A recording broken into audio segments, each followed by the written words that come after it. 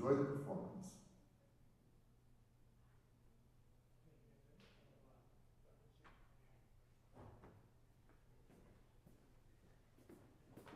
Hello.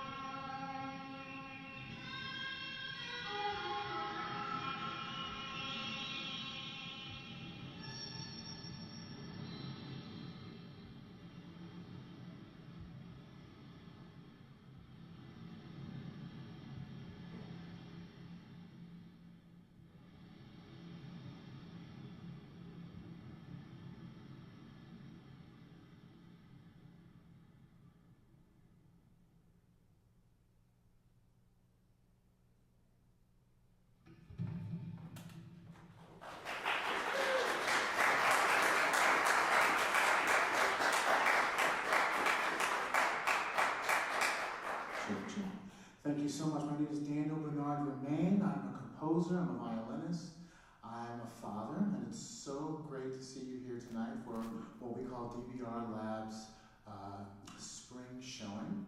The performers you're going to see tonight have created their own work. They've created their own work in response to their feelings, to their politics, to their histories, to their dreams. After tonight's performance, you'll have an opportunity to ask them questions as part of a PPD, a post-performance discussion. And on its way are 2 pizzas and a couple bottles of soda pop for you to have and share with us afterwards. Does that sound good? You can say it. Does that sound good? Yes, okay. The performers are Nathan Hosenlopp on drum kit and Andrew Smith on trumpet, followed by a performer named Malik Hampton, who's a rap artist and musicology major. And the program will end with Drewett, who's a very talented composer, cellist, and filmmaker. DBR Lab is dedicated to this idea of equity. We don't use the word teacher or student, we use one word, contributor. We're all contributors to a space, a classroom, a community, a world of ideas. I got my doctorate from the University of Michigan. I went to Vanderbilt University, and before that I was in Dillard High School. And now I'm out in the world making work, making community, trying to make sense of it. For the young people who are here, for the older people who are here, we thank you so much for your time, for your space, and I hope you will make time and space for all the performers on the stage, and afterwards you'll have an opportunity for us to engage in what I think will be a very meaningful conversation. Thank you so much for being here, and please welcome to our stage Nathan Hosenlopp on drum kit and Andrew Smith on trumpet. Thank you so much.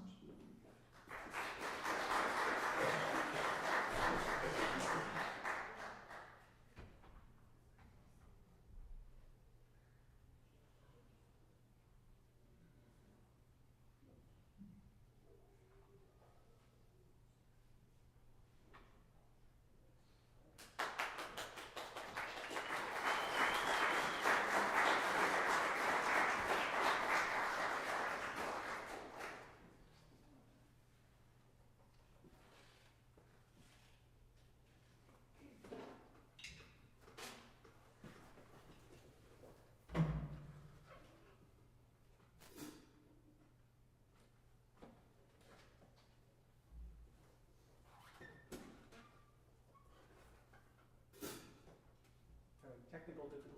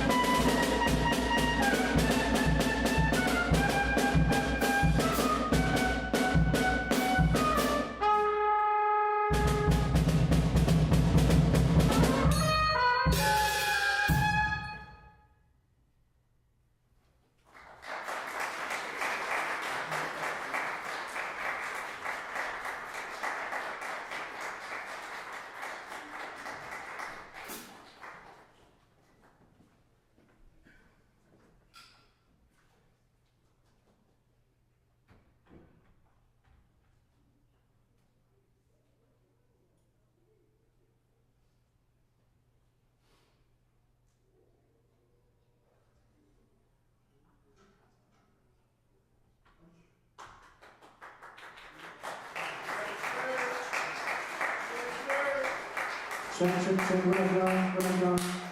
My name is Malik. I'm Hampton. We'll be playing a song for y'all called War.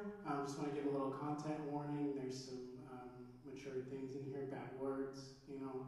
But yeah, this was like a practice in vulnerability for me, so I was kind of diving into my past, politics, history, a lot of fun stuff. But yeah, go ahead, Mark.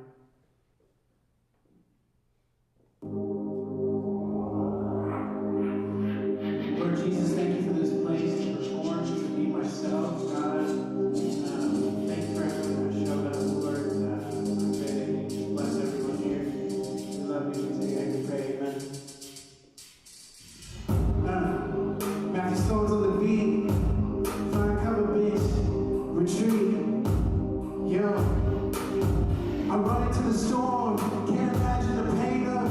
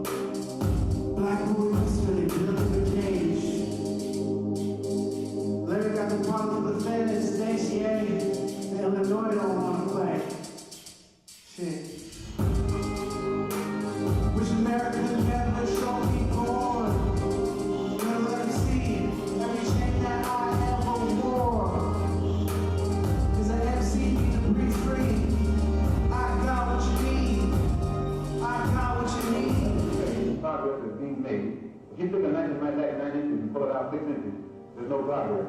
You pull it all the way out, that's not progress. The progress is healing the wound that the blow made. And they haven't even begun to pull a knife out, much less trying to heal the wound. They won't even admit the knife is there. Hey, hey, put your hands in the sky. Hey, hey, hey, hey, hey, hey, hey, is this war? And the MC need to break free. I got what you need. I got what you need. Thank you.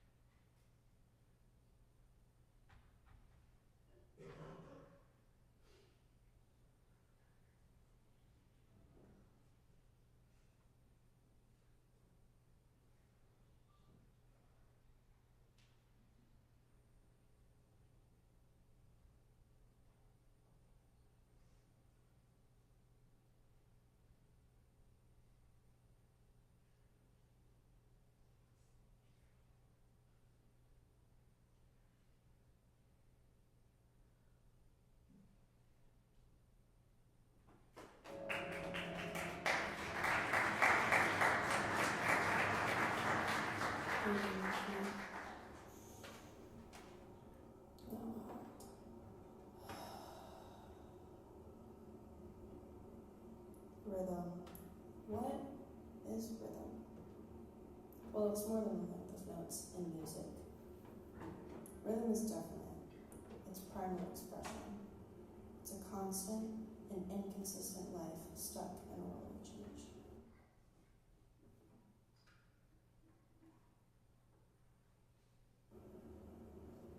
I've always found it soothing, the pitter-patter of rainfall, the clink of glasses after a toast, the pencil tapping on school desks during a lecture.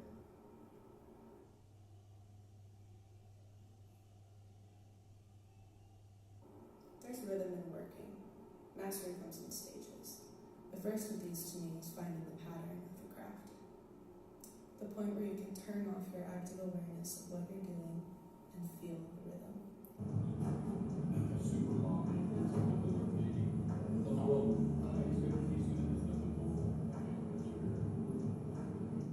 How it takes over your body and gives you room to meditate. Breathe in, out, hold it. Do you feel it?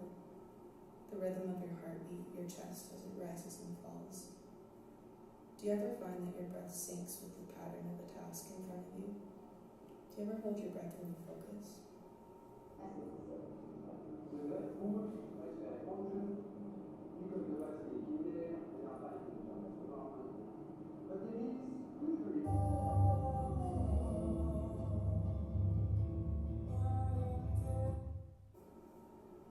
A hitch in your breath, pattern breaks, the rhythm changes, the stillness is interrupted. A backspace in a perfectly typed paragraph, a limp in your gait, an error. At least that's how I used to feel.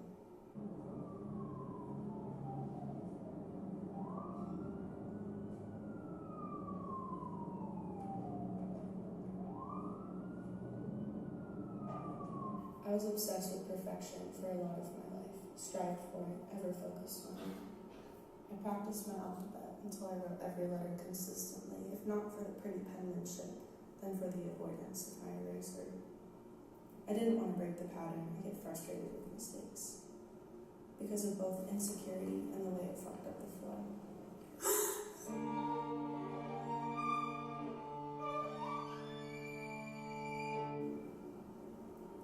Music was always a way to express the internal rhythm I always felt.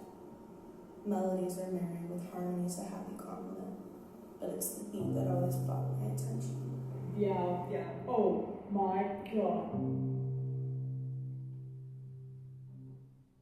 1, 2, 3.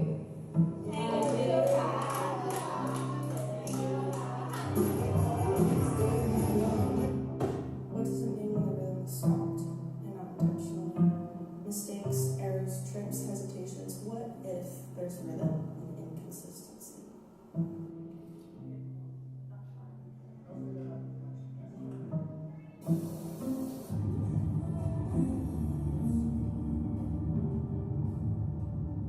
I get frustrated with mistakes. I've done this a million times. Why is there a miscalculation?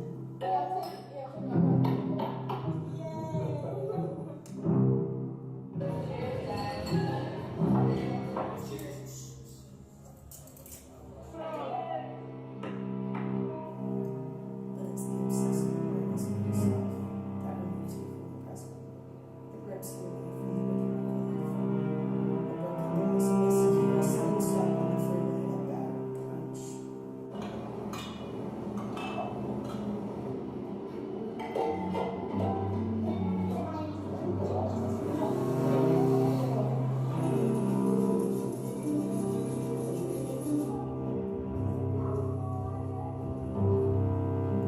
How can a mistake be reflective of your worth? That's the conclusion I finally came to after 21 years of suffering over slip-ups.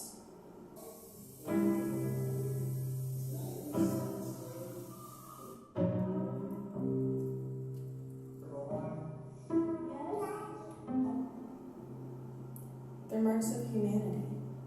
Even the people you admire most have imperfect moments. There's no reason to wrestle with your humanity. Rig yourself when you become robotic and rigid. There's a quaint beauty in the hesitations, a moment of relatability in a sense. Nothing ever goes perfectly. Yes.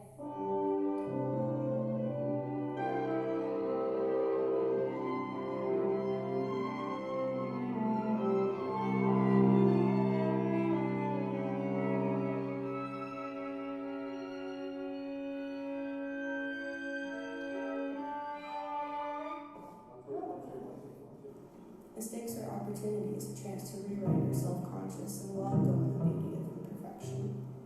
When something doesn't go to plan, it shows you where you can grow. If it's out of your control, then it becomes a challenge of changing your actions.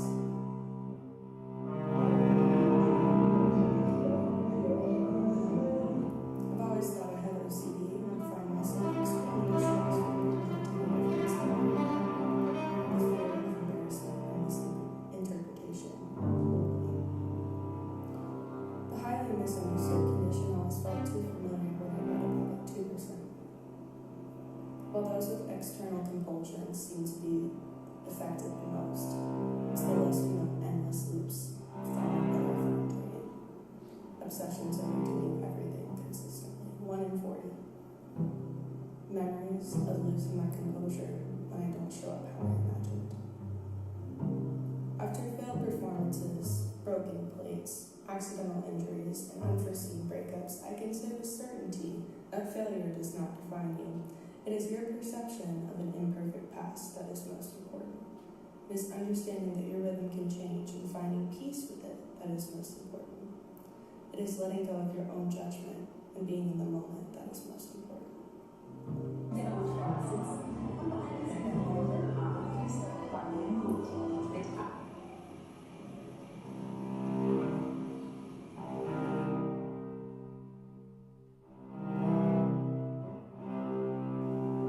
The best flow state is achieved when mistakes are merely another moment. Like an improvising jazz musician, an error is simply an extra, even a potential idea. The rhythm is not interrupted, but instead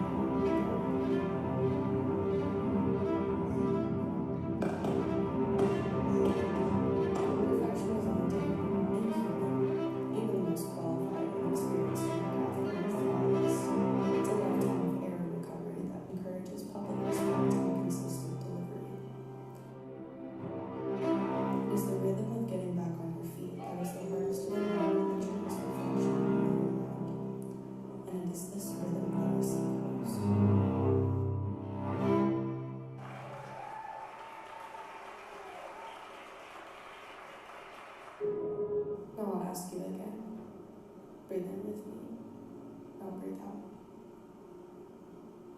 Do you feel the rhythm?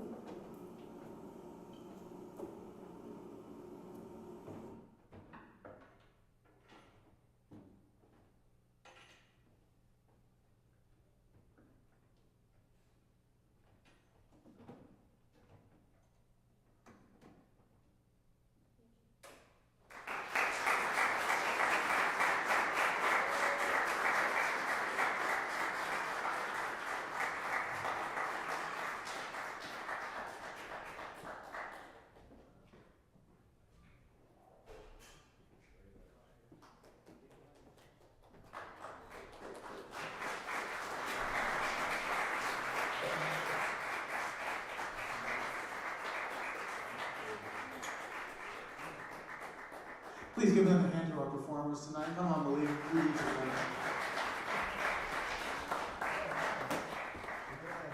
All right.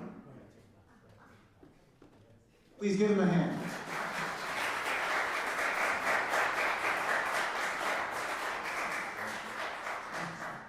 So we thought we would do a post-performance discussion with you. If you have any questions or comments or ideas, whatever you're feeling right now, now's your opportunity to ask. First one's always the hardest one. And I did want to acknowledge the second piece that was performed by Nathan and Andrew was composed by Eric Sorian, who's standing right there. Eric, can you hear me?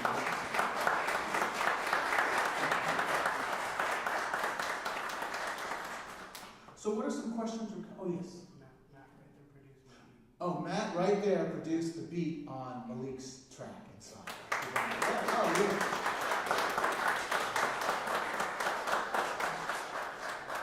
So what are some questions or comments or thoughts? What are you feeling? What's on your mind that you'd like to ask anyone on stage?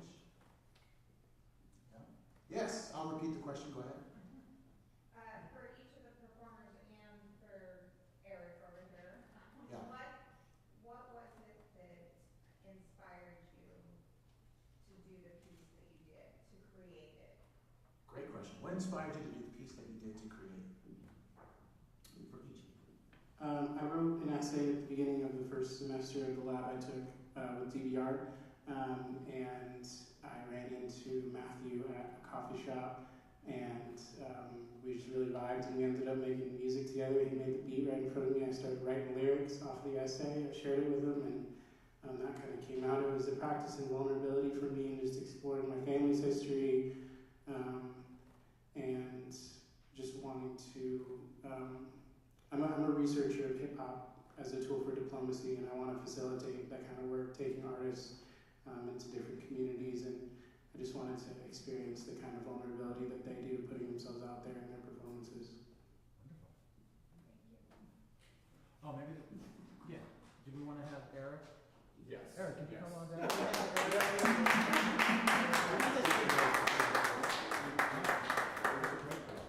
Yeah. Or do you want to? After Eric talks, I'd like to add a question for the two of you, if that's okay. Sure. Okay. Okay.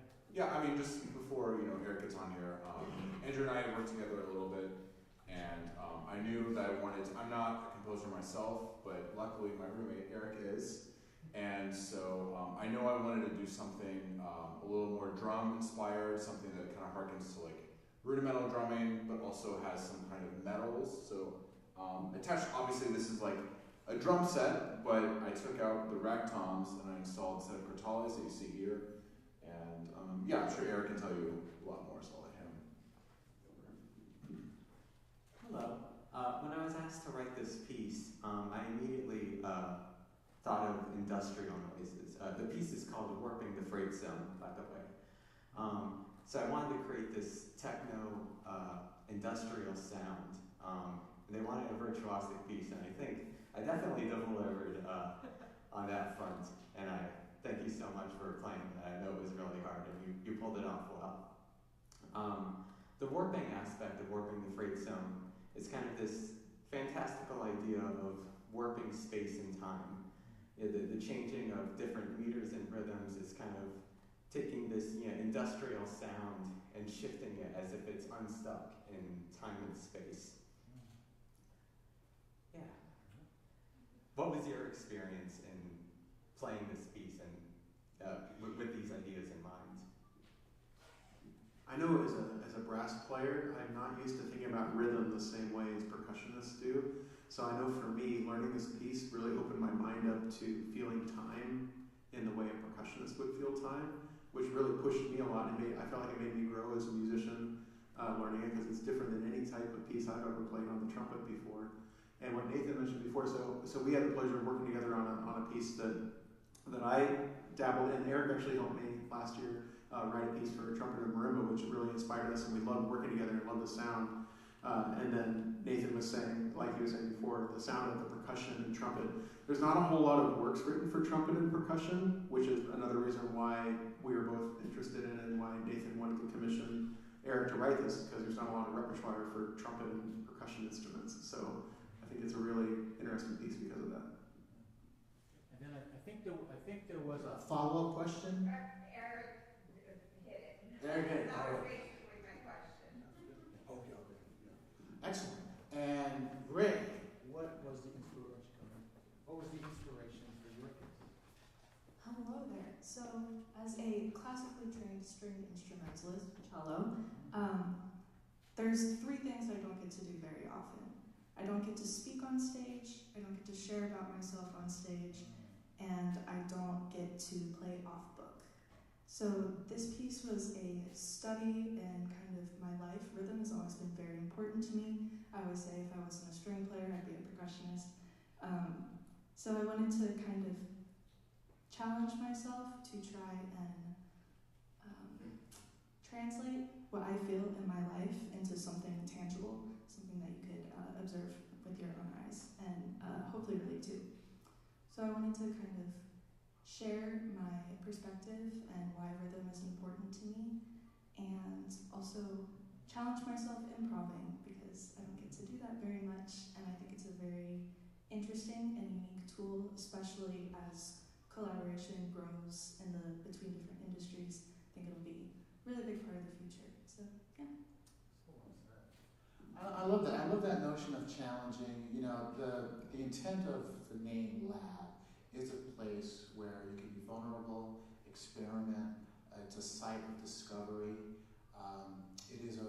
It's an opportunity to do things that perhaps you can't do as part of your major maps or part of the rigor or the routine of their diploma study.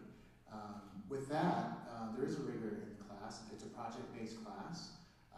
Everyone comes in with their own project. There's a lot of peer-to-peer analysis. And they're also meeting, everyone in the lab is also meeting with some of the wonderful world-class artists that come through the School of Music, Dance, and Theater, but also ASU Gamage, which is also really important. I think we met with Christopher Rivas. Christopher Rivas, who is actually ASU Gamage's 3-year artist in residence, the Gamage residency artist. Christopher is a wonderful playwright, actor, producer, podcaster. He met with us for like over an hour, I think, right? And it was incredibly generous. I think he's most recently in Steve Carell's latest thing on HBO, right? But really celebrated, very well-known actor, but a very serious theater artist and writer, Christopher Rivas. So those are some of the artists that the lab is meeting with and having a chance to learn from. Other questions or comments, especially in this section right here? Yes, with the hat on. How are you?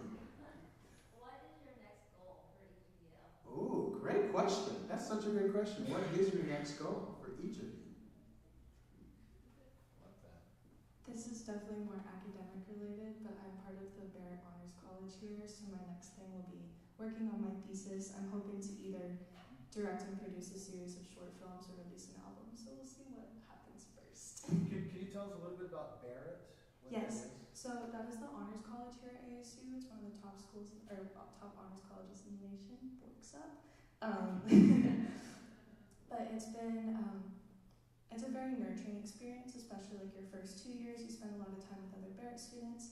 And for me, it's kind of an excuse to learn about other things outside of my current field of study. So yeah, I've done some like performance anxiety research for it, for different honors contracts, but it basically is like an add-on to the normal school load here. And it's been a great experience, great to get to know different professors and excuses for different kinds of conversations than I usually have. Just to keep creating and keep taking risks. I'm in the last semester of my master's. I just finished a full draft of my thesis. I'm going to have a defense for that. And tomorrow I have a defense for my comprehensive exams. There's like 5 questions. I have 4 hours, threw down like 3,000 words. Tomorrow I got 2 hours to chat with my committee and defend them. So yeah, that's what's in front of me. After that, I'm trying to go to UCLA, get a PhD. The next piece I'm currently writing is an opera that I'm writing for my master's thesis. So I will be hoping to produce that in the next academic year. Look out for that. Awesome. Yes. Shut up, Nathan. Oh yeah, Nathan will be back, but you want to talk about that? Where's he going? Nathan is going on a European tour. So this is we have another performance coming up, but this is our last performance with Nathan. So we're sad about that, but we're extremely excited for him to be bouncing all over Europe and sharing his skills and his talent. Oh, that's a good point. So yes, what's up next for the lab is April 29th. The lab will be in a very interesting duo concert showing performance at Mirabella. Mirabella is the big tall building right off of Mill and University. It is a building that houses an older generation of humans who have decided to dedicate and continue their education and their learning. In Mirabella, you have that older demographic, but you also have ASU students who are there in various roles. Our concert will feature DBR Lab in a collaboration with a music history class. Actually, Dr. Christy J. Wells is a very well-known music historian. Dr. Wells and I actually co-teach a class on Arts Institution and Cultural Policy, and those music historians will be performing side by side with members of the lab for residents at Mirabella, and that'll be April 29th. We're very excited about that. So that's what's up next for the lab. Maybe 1 or 2 more questions, and then we're going to figure out this pizza situation because it's coming, but I should have gotten a lot more pizza. Okay, we'll go boom, boom, boom. Yes, right in the back there. Good job. Thank you. Yes, we take it. I give it. Yes, excellent.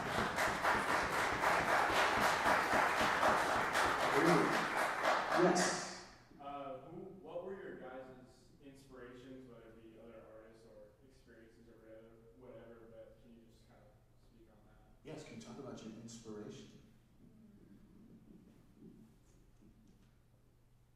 I think some of it was, I was also part of lab last semester, or last spring, I should clarify. It's been a minute.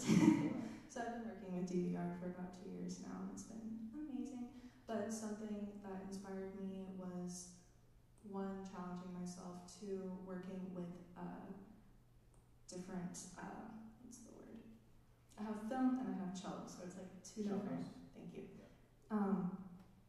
And then just, I guess, other projects, and I've seen some of the other projects from lab last year were super inspirational, and I just liked the kind of content and kind of overall atmosphere they created. So yeah. When me and Matthew were cooking up the beat, he said, like, what's the sound you're looking for? And I said, war pop. And let's give him another hand because I think he knocked that out of the park. But yeah, I mean, my inspirations are, Drake, Kendrick Lamar, the artist formerly known as Kanye West, Frank Ocean, Barack Obama, Frederick Douglass, Larry Hoover. I went to Drake and Ye played a concert at the Coliseum. It was a free Larry Hoover benefit concert, and since I've been speaking about him, I've been learning a lot about just all the things that he's been going through, and his sentence being commuted and the struggles to do that. I encourage you to. Yeah, he was a former gang leader. He started a gang in Chicago called the Gangster Disciples. This is at a time where economic development wasn't as available to the black community as others, and so he fell into a gang life, and he's been in Supermax prison in Colorado, in solitary confinement, in similar circumstances as terrorists. He's been really unfairly treated, and his family and a lot of people have been rallying for him to, be able to come home. And yeah, I would encourage everyone to learn about him.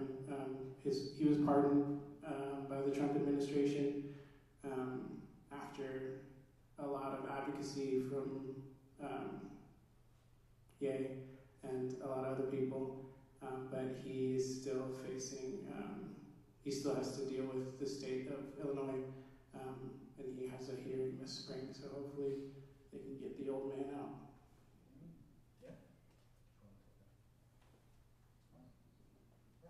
What was the question? Inspiration. This piece, personally, I really pushed myself as a composer with this piece, so I would personally like to thank Dr. Bolaños for guiding me as I wrote it. I think naturally, as a percussionist, I grew up around a lot of percussion music, so the rhythms naturally influenced me like that. In terms of non-human inspirations, I gravitate towards the idea of fantasy and theater. So I think there's always a theatrical element to my pieces, even if it's not explicitly staged, per se. Yeah, I've always been inspired by cross-genre collaborations, and I have to say Eric inspired me last year as well. So I love working with people that are from different walks of life and bring different perspectives to things. I also have a background in theater in my career before going back to school. So a lot of what I love doing in terms of performing, always has a theatrical element to it, or some sort of multimedia type element to it. The other pieces that I tend to perform also involve electronics, and I love experimenting with pushing the envelope with that as well. Excellent. Yeah. We have one more question. Yes. What made you choose to go to ASU? Oh. All right, let's start. Innovation. Yeah, why, just rephrase it, why ASU? Actually, I like the way that you said this. It's very, why did you choose? The way you said it is very precise. What made you, I'm going to break that down, what made you choose ASU? Well, it's an important question, because I think you should only go to school if you have a definite purpose. And for me, that purpose is I want to serve the next generation of performers. I had some incredible mentors growing up that helped me get my start in the music business, and I think my passion is to pass that forward. So to answer your question, I had three options to do my DMA, and Joe Bergstaller is the trumpet professor here, and he's had a very diverse career, and a career similar to the career I aspire to. So that was number one, was working with somebody who's in line with what I'm trying to do and is actually still out there doing it.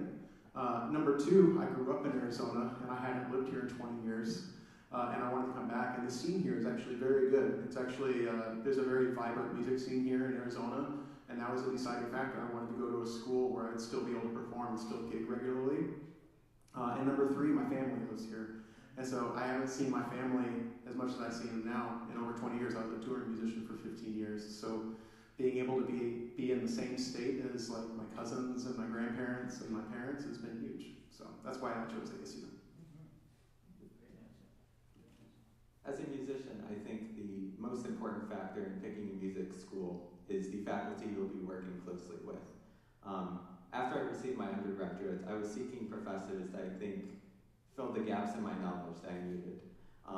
And at ASU, Dr. Campitello, the percussion professor here, was really what I needed in this moment, and I'm forever grateful, and I know I made the right decision to go here because of him. I've lived here my whole life. I've got like 5 generations out here. My mom worked at ASU, so I kind of always knew I was going to be a Sun Devil. The first picture I ever took was in an ASU onesie. But coming into my undergrad, I graduated in 2020, but I didn't really know what I wanted to do. I kind of thought I wanted to be a history teacher, so that's what I did. That kind of transitioned into just general history, and then I took a break for a while, and I visited the Musical Instrument Museum, which if you're visiting here, definitely check that place out. It's really special that we have it. I thought the curator's job was cool, and they all had musicology degrees, and I saw ASU has that because we have everything here. I think that's the coolest thing about being here, is like everybody's here. There's truly space for everyone. The school talks a lot about priding ourselves in who we include rather than who we exclude. And I really feel like there's just a place for everyone to find, themselves, their people in this community and all these communities that are on these sprawling campuses. I could have gotten my mom's discount at NAU or U of A, but here's the best. So I'm the token undergraduate this year. I'm a junior right now. But Eric mentioned this. I think one of the more important parts for choosing a school as a musician, especially performance major like myself, is the faculty you're working with. And I had met Professor Landshoot, he's the cello professor here, a couple times before I started school, but I just really loved how he sees the world and also expresses himself and how he teaches. So that was a very important thing. And similar to Andrew and Malik, my family is also here. I've spent most of my life in Arizona, graduated from high school here. So that was a plus, and then already having connections for gigs and stuff like that was super helpful. And then my job as well. I wanted to get a little longer on my resume before I jump ship. That's such an important point. I think a grad student, right? Undergraduate. But we're all contributors. And I'll say this to you. I started performing at ASU Gamut in the early 2000s. I moved to New York City in 1997. I started working with electronics and DJs and dancers and film. I was invited by the university to become the ASU Gamut residency artist probably around 2010. So my first moments in Tempe, Arizona, I was very afraid. I was living in Harlem in New York City. To me, this place was Mars. I'd never been somewhere so hot, so remote. I didn't feel safe. I didn't feel wanted. I can be honest with you, right? Yeah, it was a very mysterious place. It didn't seem welcoming. It didn't. But 10 years ago, I was invited to teach here. And what a completely different situation. I've started to realize and see the landscape differently. I started to see each building as a place of kind of magic and opportunity. I started to really understand and listen to and see my role in a place that is so broad and so sprawling and living and alive. And I'll say it to you this way. Consider ASU an island. On one side is tradition, so important, right? Whatever that means to you, the traditions that we hold dear and that we might even want to operate against, but that we must know if we want to do our work. On the other side of the island is innovation. It's the future. It's really you, right? It's everything that is landscape and potential. What's in the middle? That's discovery. That's what you bring, I think, to this institution, where there is tradition and innovation operating on polar opposites of this mysterious kind of space.